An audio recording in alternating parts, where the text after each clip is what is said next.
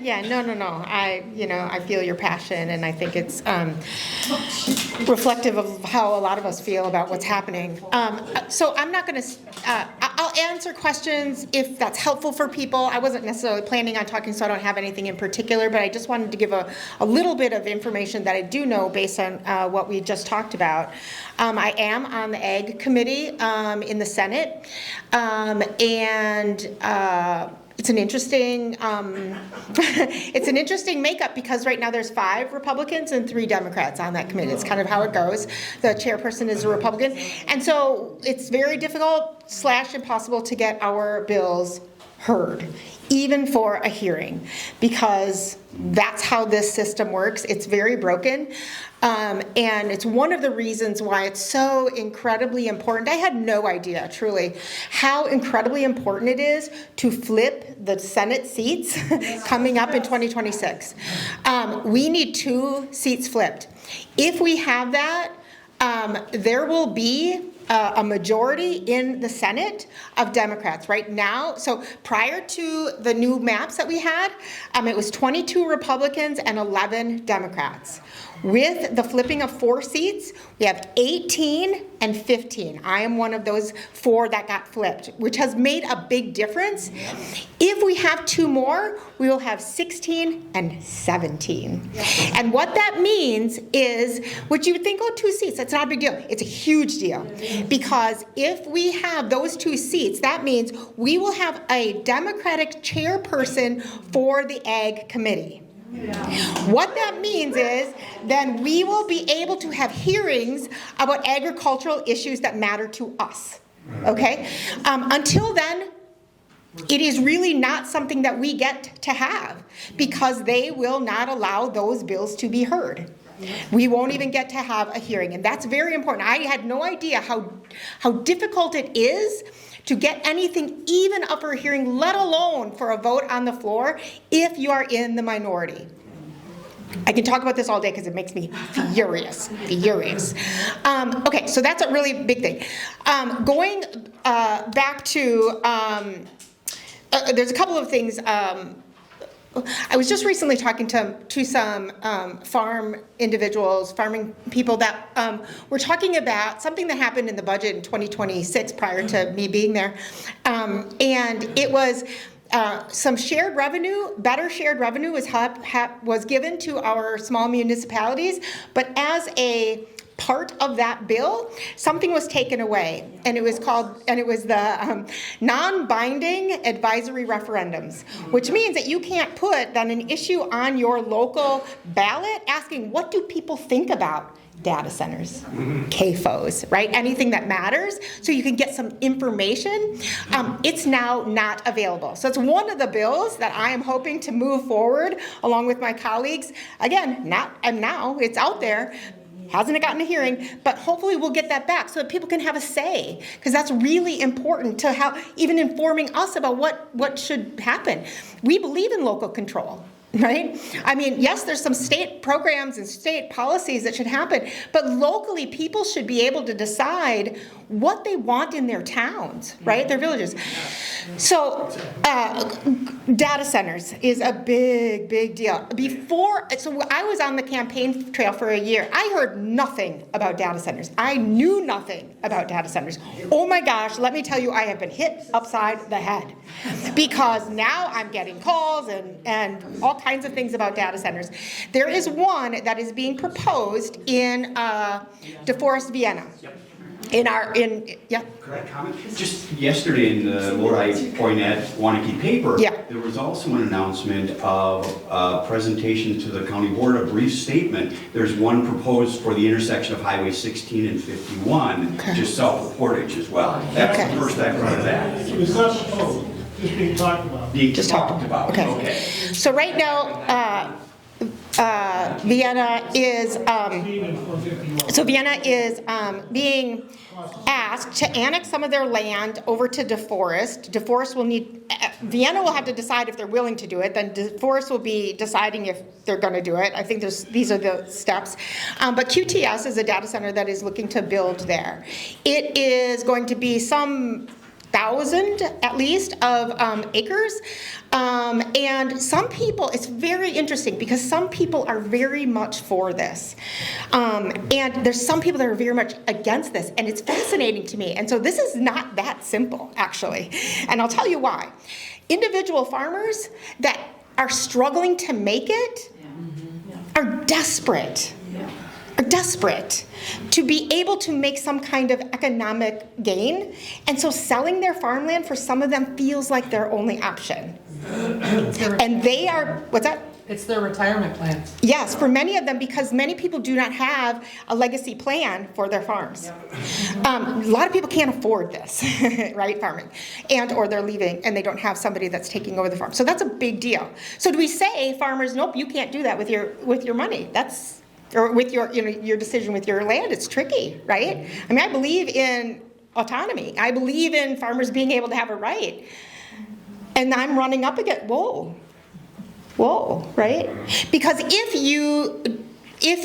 we do this, right, it has implications for everyone. Yes. And that's what's really tricky about it. I'll also tell you another group that's really for it is labor. Labor really loves the idea because it will be thousands of jobs for the next number of years. Until it's built. Exactly. But it's labor jobs. And it's money, good paying, working class, family sustaining jobs. And so we also have those people that are like, that's going to be good for our community. Interesting. But then we have environmentalists that are going, oh, my heavens. What about the water, right? What about when we take away the top layer of our land to then to build something, right? We don't have that soil anymore. We will have dirt.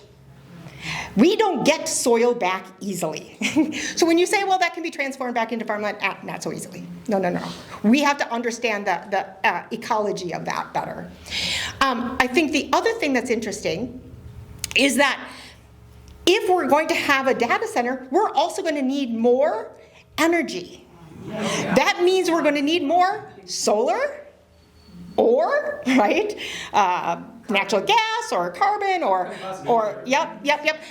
So that's another thing, right? Because if we're going to have this much energy needed for data centers, and if we're leaning toward like, okay, let's make sure it's renewable, we're going to have a lot more land that is going to be sold for solar and for wind.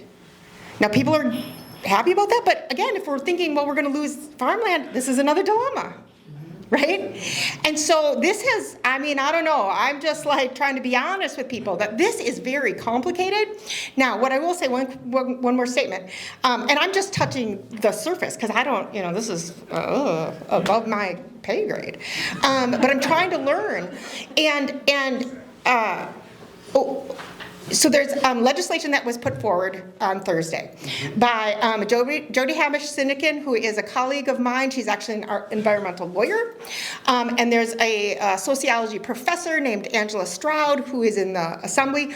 They have come together, put forth, and have worked very hard for the last number of months to put forward a bill that tries to address if it's going to happen, right? So this is not stepping in and saying, hey, what towns should do or allow or not, right? That's going to be a town decision. That's going to be a village decision. That's what the locals need to make those decisions. But if that decision is made, these are the things that you need to do. And so the number for that legislation is the LRB 5432-1 and LRB 5440-1.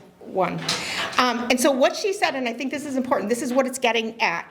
According to Senator Hamish-Sinnikin, local residents should be part of the decision making. So the legislation being proposed is about making sure that we have clear statewide guardrails in place that provide people and communities across Wisconsin with the information and transparency they need to engage in the local decision making process in an informed, effective manner from the start.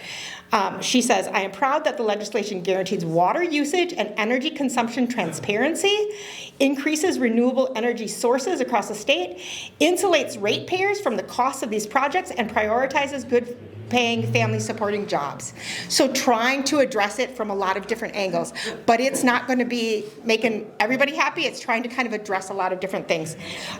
So just so you know, it's out there. We're working on it, but this is tough. Quick question. Yeah. Where can somebody get a hold of a copy of that legislative reference? You should be able to look that up. Yeah, it should be. It should be on the LRB website now. Yep. Yeah. My question is, when they're talking about making sure there's good paying jobs, Yep. are they taking this to the next step? Which is the reason they're building those data centers Yeah. is to facilitate AI. Right. The goal of AI Right. is to replace people. Right. Yeah. I think that's the dilemma. That's Well, an the dilemma existential is they question. have to look at that Yeah. step and see. Right. You know, when this country started to produce nuclear energy, it was discovered that it was not worth doing it. Mm-hmm. And some things are simply, if you take it to that next step, Right. is it worth doing? I think that's the question that we all need to start thinking about. Is it possible? Is it permissible? Yes. Is it good for humanity?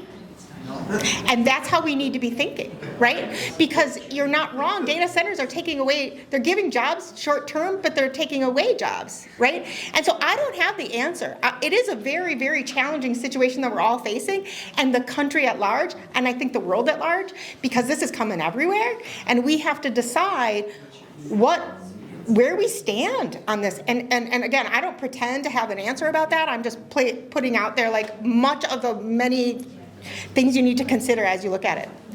And what, we can't predict the future, but we can try. Has anybody thought about what these data centers, what the lifetime is of these data centers? Mm-hmm. Yeah. If they go obsolete, Yeah.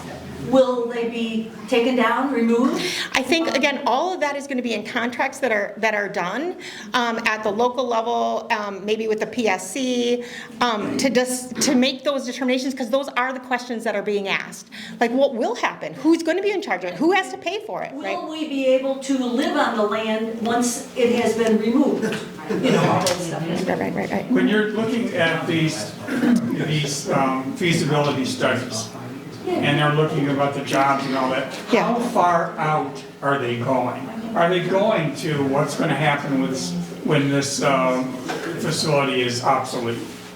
I mean, I think some people are trying to push them to think about that, and having people that are on the ground level deciding whether or not this is coming to your town, having that be part of the conversation, having that part of the decision making, having that part of the contractual agreements. But I'm not in charge of that, so I don't know to what degree. Yeah. I hate to cut you No, off. no, totally fine. It's just, I would like to give Maureen a chance as our assembly rep to just give us a couple of minutes before, and I know she has to leave. I think if you can stay, if there are people who, I mean, clearly people are interested in this, and then just maybe hang around and talk with Sarah after, because it's 11:30 already. So, okay, Maureen. Thank you. So this is a very active subject, as Sarah said, and she's been to a number of the open meetings that have dealt with the data center, and so have I, to hear what folks have to say. I saw Mark the other night over at a forum in DeForest, and then one at Vienna in the early stages. So there's a couple of things I think maybe I can clarify a little bit, because I actually live in DeForest. I've been working, I'm staying very close to the situation. And so in terms of what's going on with legislation that Sarah had mentioned, yes, they're going to address, we're looking to address all the different aspects of what goes on with a data center with regards to the environmental side, with regards to the energy supply, with regards to reclamation in the event that they would leave, all those things that are going to come into play. So far, QTS has been, if there's questions, like the other night at the Leona at the training center with the trades, They have, like a lot of information. They have people that are willing to talk to you on a one-on-one for the subject matter to try to get questions answered. The legislation that's being introduced, there's a lot of things that they're already saying is in their plan. I'm guessing that they knew it was coming, and they have boatloads of money, okay? So they can afford to do all the things that we ask them to do. And so part of that legislation is saying that you're gonna, the government's gonna require that, a huge percentage of the power that you use is going to come from a renewable source. It's asking them to impose a fee, or there's a fee being asked to be imposed, that they would pay every year. That money would go back into Focus on Energy. It would go back into energy assistance programs and those types of things. It's saying that money that would go back into a system in the event that there's new generation needed, that it doesn't fall back on the ratepayers. I kind of get into that stuff. I worked at a utility for 40 years at Madison Gas and Electric, and they're really big on going green. So I appreciate the comments about solar. I visited a solar farm here not too long ago, and they did have the sheep. And they have the little iPads that they can literally move them from one quadrant to another, so they can go and, help keep the grass mowed, so to speak. And they plant plants that are pollinator friendly, and so that they like, the partial sun as opposed to full sun. So it's really trying to work with the environment and produce some green energy. So we're hoping that the balance on energy itself will tip as the future goes, so that instead of relying on fossil fuels as renewables as a backup to our fossil fuels, that flips. That as technology is moving forward, solar's getting better, wind is getting better, other renewable sources that we like are getting better, that the fossil fuels would be the backup and not the main source, so that's good. Another thing that we're looking at, and I'm sure Sarah could talk about this all day long like I could, is that they're looking at nuclear. You've probably heard that. The state is saying, what about it? Because the energy needs are going to be there. AI is not going away. Data centers are not going away. So what we need to do is get our arms around it, and we need to control it to the extent that we can. I know that a lot of it is going to, the legislation is one piece of it. The developer agreements are another. In the case of the QTS one, I've lived in the village since 1979, and they have a reputation for having some of the strongest developer agreements around, and the businesses they have that are good businesses, productive, have shown that. So they have teeth, and they hold people accountable to what they've agreed to do. So if you say you're going to do X, there's going to be, if you don't do X, then there's going to be a penalty to pay for it. So I believe that, that's a good piece to have. As far as the annexation part of it, the landowners are the ones that petition for annexation. It's not the village to the village kind of a thing. So they have rights as being the landowners if they want to annex to the neighboring village. They can petition to do that, and they have legal rights that they have to be heard on that. So that whole thing is kind of moving along right now as well. Towns cannot provide services that villages and cities can, so that's the reason for that. So that's what I can say about that. On a few other things, I introduced the bill to make the state of Wisconsin the last state in the nation to recognize Veterans Day as a state holiday. We're the only state in the nation that doesn't do that. And so we're looking to hopefully get that done. It's always, it's bipartisan at this point, so we have folks on the others. I don't see what would be not bipartisan about something like that, but it's never made it to the floor. Thank you, Robin Voss, as Sarah's mentioned also. He seems to be the linchpin in a lot of stuff that can get 90-some votes. That's both, there is some participation on both sides of the aisle, but that's where it gets stopped, right? So those are the things, and like Sarah was saying, it's so true. We have to flip things. It's 2 in the Senate to gain control. If we can flip 5 seats in the House, we have control, and Robin Voss is, whoa, baby. Huge. and then we can get some stuff done. And I mean, the beauty would be the trifecta itself, right? And then we can, I mean, you know, and it's like, you work, you know, I mean, it's a dream, but we can do this, right? I mean, and we can do this because it's really all of you. I mean, we're just each one person with, you know, maybe big mouths from time to time, but it's you guys out there knocking on the doors and passing the word and keeping people informed and coming to these meetings and then talking to people, you know, all week and all month long, and then, you know, and then we all get together and recharge our batteries. But I can't thank you enough. I know Sarah can't thank you enough. You know, we've crossed paths. We got to go hang out at Farm Aid. You might have saw us on CNN at 11 o'clock at night. We're like, hey, we're over here. You know, what are you interviewing that guy for? And they literally came over and they were like, representatives from 4 or 5 different states, and the guy that was doing the interviewing was from Wisconsin. So he's like, we're the ones from Wisconsin? So we lined up and we all got to have a little bit of say-so on CNN, so it was kind of funny. But it was a good time. We learned a lot about farms. Both of us are endorsed by farm unions, and so we want to do anything we can to help. And my God, when you drive up 51, I mean, if the smell doesn't get your attention, I don't know what would on CAFOs, right? So at any rate, I'm going to go cut pies down at the Left's a Deal at the Lutheran Church in DeForest now. So, and I'm a Catholic, so I'm all about crossing the aisle and helping out, just so you know.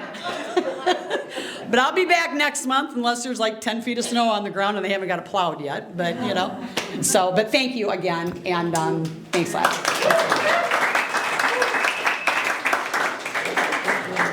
I just got to say, we are so lucky to have these two people. Yes. What? I would like to have Sarah say the names of those bills. Oh, yeah. Sarah, can you repeat the names of the bills? I'm gonna bring them up here.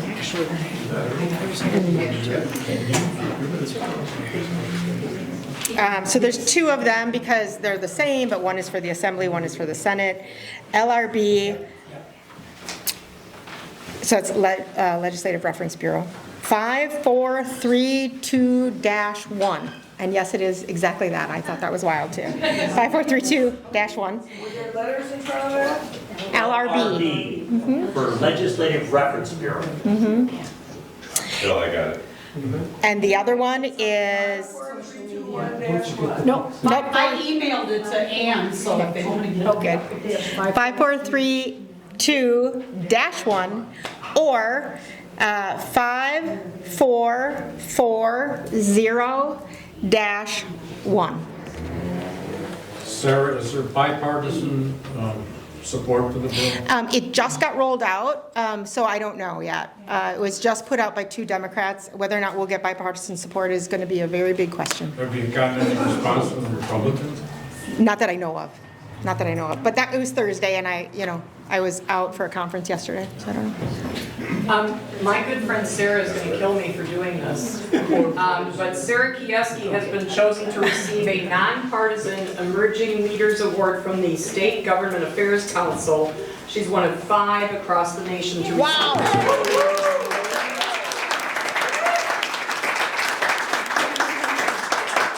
Totally not surprised. Big, thank you. A big honor, really.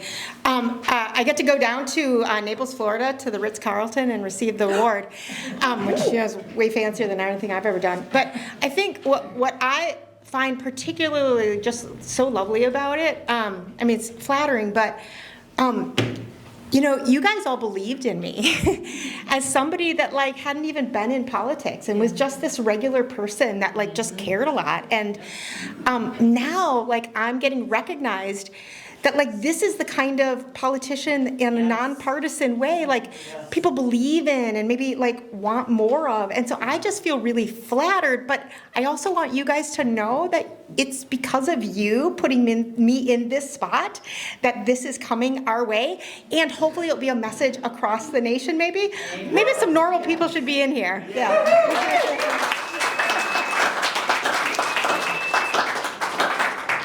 Yeah, I just have to say, I get Facebook messages from Sarah, so if you don't follow her, you should really, because some of the stories she tells about connecting with her constituents are just so affirming, like, okay, maybe things are gonna be better.